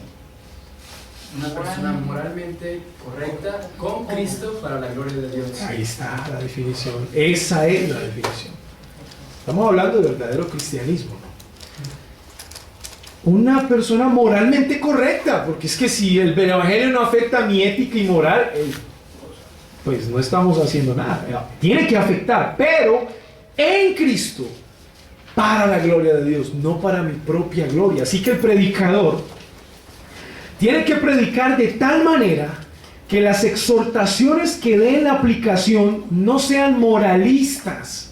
Es decir, haz esto, lo otro, 3 pasos, 4 pasos y ya, y eso te va a funcionar. Bueno, ¿y dónde está Cristo aquí? Si tú me dices que hagas, pero no me has presentado al modelo a seguir, al ejemplo a seguir. Entonces, por eso la aplicación cristológica la pongo de primero, antes que la eclesiológica. Porque si el predicador te presenta a Cristo primero en el texto y te dice, pues es la doctrina de Cristo que los apóstoles están predicando porque Él es la razón de vivir de la iglesia, ahora sí tengo a la iglesia lista, vive para Cristo, vive para Él, ya la iglesia sabe. Entonces la aplicación eclesiológica va después. Ahora me siento animado o exhortado porque Cristo está al frente. Cristo es mi ejemplo perfecto, Él está al frente. Es como si predicara el Salmo 1, bienaventurado el varón que no anduvo en consejo de malos, ni estuvo en camino de pecadores, ni en silla de escarnecedores se ha sentado, sino que en la ley de Jehová está su delicia, en su ley medita de día y de noche, y todo lo que hace. Será como árbol plantado junto a corrientes de agua, que da su fruto a su tiempo, y todo lo que hace prosperará. ¿Quién es ese varón bienaventurado? Si yo no lo veo así, si yo simplemente digo, pues amado hermano, pues usted no puede ser el varón, porque es que usted sí se ha sentado en silla de escarnecedores. Y usted y yo hemos andado en consejo de malos. Y el texto dice, bienaventurado el varón que no anduvo. Ah, usted y yo sí. Entonces, ¿cómo aplicamos ese salmo para nosotros? Sino que en la ley de Jehová está su delicia y medita de día y de noche, pues yo a duras penas lo hago. Entonces yo no puedo tomar el Salmo 1 y aplicarlo directamente, porque me voy a ver alcanzado. Entonces yo no soy el bienaventurado. ¿Quién es? Amado hermano, el justo que no anduvo, que no se sentó, que no escuchó consejo de malos, sino que siempre se deleitó de día y de noche y siempre prosperó, fue el varón perfecto, fue Cristo. Por eso Él es el bienaventurado de los bienaventurados. Y aquí viene la aplicación. Si Cristo es el varón perfecto del Salmo 1, bueno, todos aquellos que estamos unidos a Cristo por la fe, recibimos la bienaventuranza de Cristo. Ahí es cuando un creyente imperfecto se ve como el varón bienaventurado del Salmo 1, que es perfecto. ¿Cómo? Porque Cristo está en el medio. Si yo saco a Cristo, ¿qué aplico de ese salmo para mí? ¿Cómo lo aplico para mí? Si no me da, o sea, mi obediencia no me da. Pero si pongo mi fe en Cristo y veo a Cristo primero en el Salmo 1, entonces digo, gracias a Él, Él me da de su bienaventuranza a mí ahora. Y me puedo deleitar, no de la manera como Él lo ha hecho, pero Él me ha transferido su justicia a mí. Entonces cambia todo. Y si el predicador se esfuerza por mostrarle eso a la iglesia dice, wow, es Cristo el modelo, no es David. David mató al gigante. ¡Wow! ¿Cuántos niños quieren ser como David? Los niños dicen, sí, yo. Pero el niño debe entender que la historia de David está ahí no para ser como David, niño, niña. No. La historia de David está ahí es porque David tipifica a alguien mayor que él y se llama Cristo. Así que está ahí es para que tú seas como Jesús, no como David. Pero si yo enfoco la enseñanza meramente en David, David será el héroe de mi vida. Seamos todos como David. El problema es que David adulteró. El problema es que se subió a una terraza, cometió pecado, mandó al frente de la batalla a Urías Eteo y lo mataron. Ese es el problema. Entonces no es un modelo perfecto. Necesito buscar un modelo perfecto. Es Cristo. Si yo leo el libro de Levítico con todo ese tipo de sacrificios y sangre, y lo leo así nomás, yo digo, ¿y eso de qué me sirve? ¿Cómo yo aplico el sacrificio de los corderos, de los machos cabríos, la vestimenta de los sacerdotes, el sumo sacerdote, el día de la expiación, el Yom Kippur? ¿Cómo eso me afecta? Ah, bueno, pero si yo veo a Cristo en los ritos de los sacerdotes que narra el libro de Levítico, le voy a encontrar sentido. Porque me voy a dar cuenta que el cordero tipifica el cordero que ha de venir. Que la sangre derramada es un tipo de la sangre que se va a derramar en la cruz. Que la obra del sumo sacerdote es imperfecta en Levítico, pero Hebreos nos dice que Cristo es el sumo sacerdote, que es inmutable, nunca muere, por lo tanto su intercesión es perfecta. Ahí está para mostrarnos algo mejor. Le empiezo a encontrar sentido. Pero si yo no tengo a Cristo, amados hermanos, casi que yo tengo que coger el Antiguo Testamento y hacerlo a un lado. Y eso es lo que tristemente hacen muchas iglesias. No predican el Antiguo Testamento. Y es triste, porque es que en el Antiguo Testamento está Cristo. Él mismo lo dijo. Entonces el predicador tiene que estudiar cristología, por supuesto. El predicador tiene que esforzarse por entender los tipos, las sombras del Antiguo Testamento hacia Cristo, los tres oficios, profeta, sacerdote y rey, cómo tipifica a Cristo, cómo se establece la analogía, las profecías mesiánicas. Eso requiere estudio, pero el predicador tiene que prepararse. Y la iglesia va viendo el esfuerzo. Va viéndole, ya vi, la iglesia se está esforzando, lo está haciendo mejor.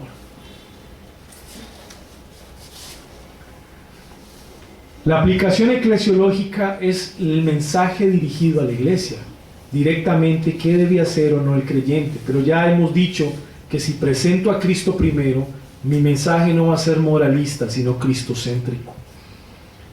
Y la aplicación escatológica, muchos no la utilizan, pero yo se las voy a dar. La aplicación escatológica es qué relación tiene el texto con la segunda venida de Cristo. Y para mí es muy importante. ¿Usted ha escuchado predicaciones que lo dejan a usted regañado? ¿Se dice? ¿Sí? Que usted sale como, ¡ey! Pero ¿qué predicador más regañó? Se la pasó regañando todo el mundo. Usted sale como agachado, como triste, como, ¿cierto? ¿Saben por qué ocurre? Porque el predicador no tiene en cuenta la aplicación escatológica. Es hatos último. Logos, el conocimiento de las últimas cosas. Eso significa escatología. El conocimiento de las últimas cosas. Es porque el predicador no entiende que ese texto tiene alguna relación con el futuro, alguna debe tener. Y cuando el predicador proyecta el texto hacia el futuro, da consuelo a la iglesia. Es cuando él dice, bueno hermanos, tenemos que servir al Señor. Sirve a Cristo, amado hermano, porque recuerda que en el día del juicio final, el Señor nos juzgará a cada uno lo que hemos hecho en el cuerpo. Ahí está. Juicio final, lo trasladamos al futuro. Recuerda que el Señor va a juzgar lo que estás haciendo. Puede que seas muy recompensado, como puede que no. Eso te motiva. No deja en la iglesia como un sentimiento como de regaño, como que siempre lo mismo, sino está bien, me exhortaron, fue duro, pero tengo consuelo. Aún puedo seguir adelante. Puedo seguir sirviendo a mi Señor. Él me va a juzgar. Voy a hacer lo mejor de ahora en adelante. Entonces, esa aplicación es muy importante. Le da consuelo a la iglesia en medio de la exhortación. Y yo puedo decir, aquí no acaba todo. Aquí no acaba todo. Hay un juicio final. Hay un juez que me espera. Seguiré trabajando por ese juez. Aquí no acaba. proyectado hacia el futuro. Esta predicación expositiva, amados hermanos, es la primer marca de una iglesia verdadera.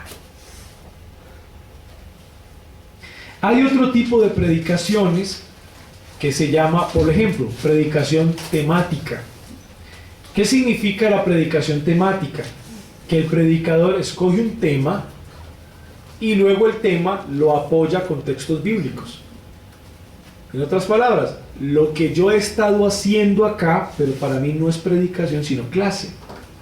Algunos lo hacen como predicación. Y ese tipo de cosas se llama predicación temática, que cogen un tema, por ejemplo, vamos a hablar de la predicación expositiva.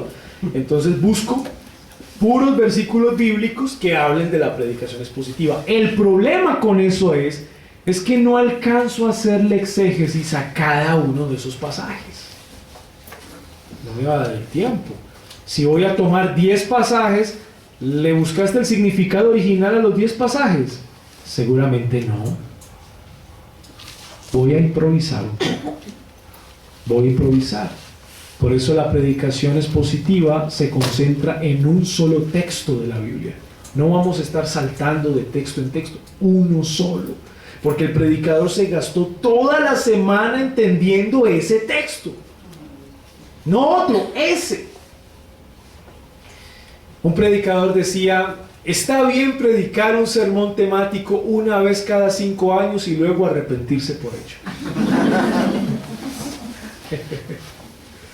Así decía.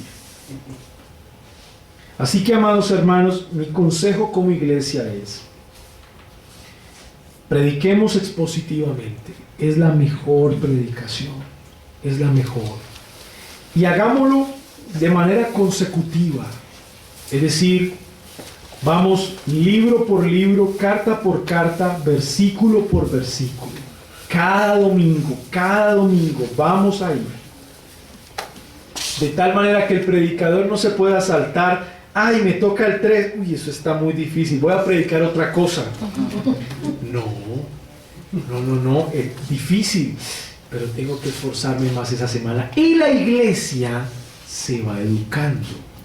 La iglesia ya sabe, predicación consecutiva, expositiva consecutiva. Para el próximo domingo corresponde el capítulo 3. Ya usted sabe. Y si el pastor le sale con otra cosa, entonces usted tiene que ir al pastor y decirle: amado pastor, me quedé esperando. ¿Por qué no continuó?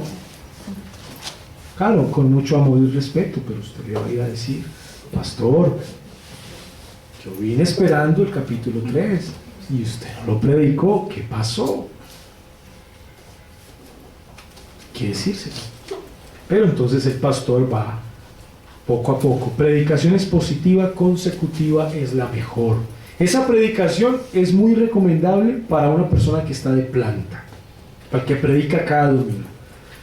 Si te invitan a predicar a otra iglesia, pues obviamente vas a predicar un texto que el Señor te ha dado, pero expositivamente. Ya el pastor dice: no importa, yo estoy dando una serie, vamos a darle espacio a este hermano que interrumpa la serie porque es el invitado. Pero si yo estoy de planta en la iglesia local, yo debo educar a la iglesia para que la iglesia reciba así predicación expositiva consecutiva. Y mi consejo es: para un predicador que está iniciando, no tome un libro del Antiguo Testamento. No lo haga. ¿Por qué? Porque encontrar a Cristo es difícil de por sí. Entonces, si él va a tomar un libro del Antiguo Testamento que explícitamente no te va a hablar de Cristo, doble problema, porque entonces tiene que esforzarse por predicar bien, encontrar a Cristo sin ser alegórico. Muy difícil. Entonces, yo le recomiendo a un predicador que está empezando: tome un libro del Nuevo Testamento. Tome una carta corta del Nuevo Testamento. Sí. Una carta corta, la cual Cristo esté de manera explícita, pueda predicarlo con mucha seguridad y confianza y no tarde mucho tiempo. Porque como es consecutiva, Martin Lloyd-Jones tardó 12 años predicando Romanos. John MacArthur ha demorado 10 años predicando el Evangelio de Juan. Los pastores en nuestra iglesia, Sergio y Julio, demoraron 5 años, el uno predicando Hebreos y el otro Lucas. 5 años. Está bien. No nos alarguemos a 12 o a 10, porque con el tiempo eso también se vuelve muy monótono. Hagámoslo en 2, hagámoslo en 3 años. Está bien. Si es un libro grueso, grande, 3 años está bien. Pero mi recomendación es para aquellos que están empezando a predicar, tomen una carta corta del Nuevo Testamento. Corta, y predíquenla expositivamente y consecutivamente. Cosa que terminen en un tiempo más bien corto, lo hagan bien y estén listos para afrontar una carta un poco más grande. Y así, paulatinamente, van creciendo. Quiero aclarar para finalizar lo siguiente. La predicación expositiva no es una clase. Esto mismo lo he hablado en este curso que hemos dado a muchos estudiantes. Porque algunos me han preguntado, en Medellín, por ejemplo, hermano, ¿qué diferencia hay de dar una clase bíblica a una predicación? La diferencia es que el predicador, y yo les ponía el ejemplo, es como si él se armara. Esto es un arma de mentiras, de mentiritas. Y en esa armita le ponemos unas balitas de mentiras, de plástico. ¿Sí? Y el predicador apunta al corazón y dispara en ráfaga. Él no le da tiempo a la iglesia. Es en ráfaga. Él no le da tiempo a la iglesia. No le da tiempo de reaccionar. Es en ráfaga.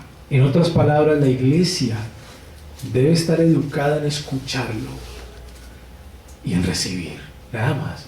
Porque esto no es un tema de retroalimentación, como alguna vez un estudiante me decía. No es que, ¿usted qué opina, hermano? A ver, de Efesios capítulo 2. No, esto es una predicación. El Señor va a hablar. He aquí lo que el Señor tiene que decirles. Escúchenme, hermano. No se trata aquí de vamos a dar opinión. No. El Señor va a hablar. Y usted escucha cuando el Señor habla. Y el predicador inicia. Es una ráfaga. Y la iglesia tiene que escuchar la palabra de Dios con reverencia. Y el predicador termina su predicación y tiene que ir a ver cómo queda la iglesia. Con la aplicación escatológica esperamos que la iglesia quede consolada. Esa es la idea. Pero hay algo más de diferente en una clase, y no me quiero alargar, y es la unción del Espíritu Santo. En iglesias carismáticas y pentecostales se entiende mal lo que es la unción. Creen que unción es, no sé, que la gente se caiga o que la gente dé vueltas y cosas raras. No, eso no es unción en el Nuevo Testamento. El predicador tiene que clamar por poder del Espíritu Santo en la predicación. Y eso es muy diferente a un estudio bíblico, porque es que yo en un estudio bíblico es lo que yo estoy haciendo ahora con ustedes. Yo estoy compartiendo un tema, voy de un versículo a otro, a veces hago tal vez un chistecito sano, algo así, pero normal, es una clase. ¿Sí? De pronto, para no ser monótono, y un poco más jovial, ese es un estudio, pero una predicación no puede ser así. Es el poder del Espíritu Santo, hay que orar por el poder del Espíritu Santo. Y yo les voy a definir unción y poder del Espíritu Santo. Ojo muy bien a la definición que les voy a dar, mucho cuidado. Poder o unción del Espíritu Santo es aquello que tú y yo sabemos que el predicador tiene, pero no sabemos cómo explicarlo.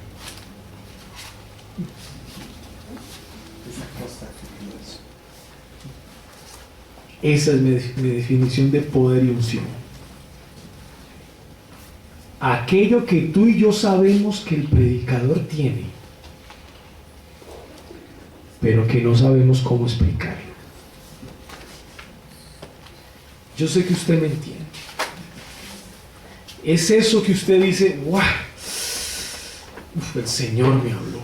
Este predicador tiene poder. ¿Qué es eso? No sé cómo explicarlo, pero partió mi corazón. De verdad me quebrantó. ¿Qué significa eso? No sé, pero pasó. Esa es mi definición de unción y de poder. Aquello, hermano, y mírenme bien a los ojos, aquello que usted y yo sabemos que el predicador tiene cuando está predicando, pero que usted y yo no sabemos cómo explicarlo. ¿Y cómo se lo gana el predicador? Orando, orando, orando, orando, rogando al Señor, ayúdame. ¿Recuerdan los 8 escalones de Spurgeon para el púlpito? Ayúdame, Espíritu Santo, ayúdame, Espíritu Santo, ayúdame. Cuando llegaba, ayúdame, Espíritu Santo. Ahora en las Biblias, esa dependencia continua. Un estudio bíblico no necesariamente tiene eso, ¿no? Simplemente es un maestro, abre la Biblia, vamos a tocar tal tema. Amado hermano, ¿qué dice la Biblia? Lee la Biblia, vamos a retroalimentar, socializamos, muy bien. Incluso puedo poner una tarea y nos vemos. Ese es un estudio bíblico. Pero la predicación no es así. Decía Richard Pratt jovialmente en una ocasión, y lo hizo muy explícito. Estaba dando clase, entonces había una banca y el hombre se acuesta en la banca y pone los pies y dice: yo no necesito para dar un curso, yo no necesito mucha oración. Esto lo aprendí. Dios me ha dado la inteligencia, yo lo entiendo. Y el hombre se acostó en una banca. Y puedo enseñar así si quieren, dijo. Y empezó a enseñar así. Claro, un acto de irreverencia. Yo estaba ahí que me tiraba de para atrás. Y no, pero es el Richard Pratt, dejémoslo ahí. Y el hombre, claro, era un ejemplo, nos estaba enseñando algo. Y él dijo: esto lo sé, lo conozco, lo he leído, lo he estudiado, lo entiendo, lo puedo enseñar. Pero después dice: pero si voy a predicar, si no estoy seguro que el Espíritu Santo me está respaldando, no predico. No soy capaz de predicar. Puedo tener mucho conocimiento, pero si el Espíritu Santo no me está respaldando, no lo hago. Muestra la diferencia. Y creo, amados hermanos, que con esta clase es mostrar la diferencia de la importancia de la predicación expositiva, y es un ánimo, amados hermanos, que se animen a predicarlo. Si no lo hemos hecho así, escúchenme, no se desanimen. Vamos adelante, animémonos, estudiemos, formémonos, estemos dispuestos a cambiar, a mejorar. Para eso estamos aquí, pero no se desanimen. Todos de alguna manera hemos empezado por el principio. Así que si usted de pronto se ve como predicador y dice: uy, no, este es el inicio. Hermano, yo le invito a que se anime y a que dependa del Espíritu Santo en la predicación de la palabra. Demos gracias a Dios, y las preguntas de este tema las dejamos para mañana al iniciar a las 7 de la noche. Señor Jesús, te damos gracias en esta noche por este tiempo que nos has dado. Gracias por ayudarnos a entender tantas cosas que son importantes, pero que tal vez ignoramos. Señor, perdónanos. Perdónanos y te suplicamos que nos ayudes a seguir. No nos queremos quedar, queremos seguir. Si hay la disposición en nuestros corazones, Señor, úsanos. Úsanos. Te lo pedimos en esta noche. Úsanos. Y que esta iglesia, Señor, pueda practicar la predicación expositiva consecutiva, y que al predicador de esta iglesia tú le dotes de sabiduría, de inteligencia espiritual, de disciplina y de esfuerzo, y a todos los demás predicadores que le rodean, o que tal vez están aquí de otra iglesia o con ánimo de fundar otra iglesia. Señor, ayúdales. Padre, ayúdales a que prediquen tu palabra a tiempo y fuera de tiempo. Como lo dice Pablo: te encarezco delante de Dios y del Señor Jesucristo, para la gloria de tu nombre. Amén. Mis hermanos, que pasen buena noche, que el Señor les bendiga.